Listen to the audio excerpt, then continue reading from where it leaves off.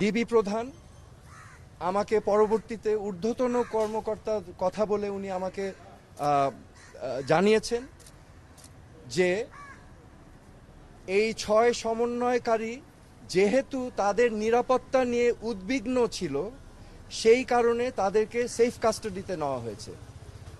এই কথা শুনে আমি প্রশ্ন করেছিলাম যে আপনারা কিভাবে বুঝলেন যে তারা উদ্বিগ্ন তাদের নিরাপত্তা নিয়ে? তারা কি আপনাদেরকে জানিয়েছিল, রিকোয়েস্ট করেছিল? আমাকে তখন তিনি জানিয়েছেন না, ওনারা বুঝতে পেরেছেন মনিটরিং করে।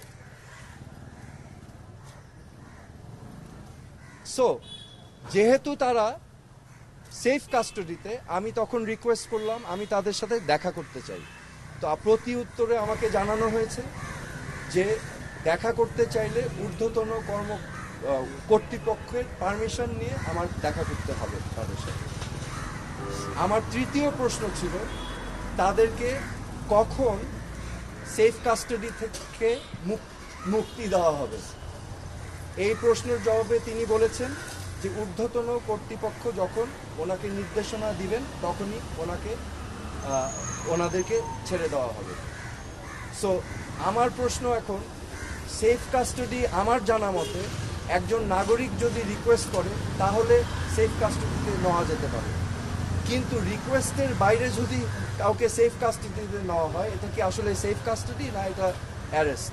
তো এটা হচ্ছে আমার প্রশ্ন। এখানে আমি আপনাদের সম্মুখে স্পষ্টভাবে বলতে চাই, এই ছাত্র আন্দোলন, কোটা সংস্কার আন্দোলন নিয়ে যে সকল ক্ষয়ক্ষতি হয়েছে, ক্ষয়ক্ষতি কিছুই না। ক্ষয়ক্ষতি কেন কিছু না? এই ক্ষয়ক্ষতি যেই সম্পদের ধ্বংস হয়েছে সেগুলো তো জনগণের ট্যাক্স দিয়েই করা হয়েছে। এগুলো জনগণের সম্পদ, এগুলো হয়তো ভবিষ্যতে আমরাই আবার গড়ে নিব।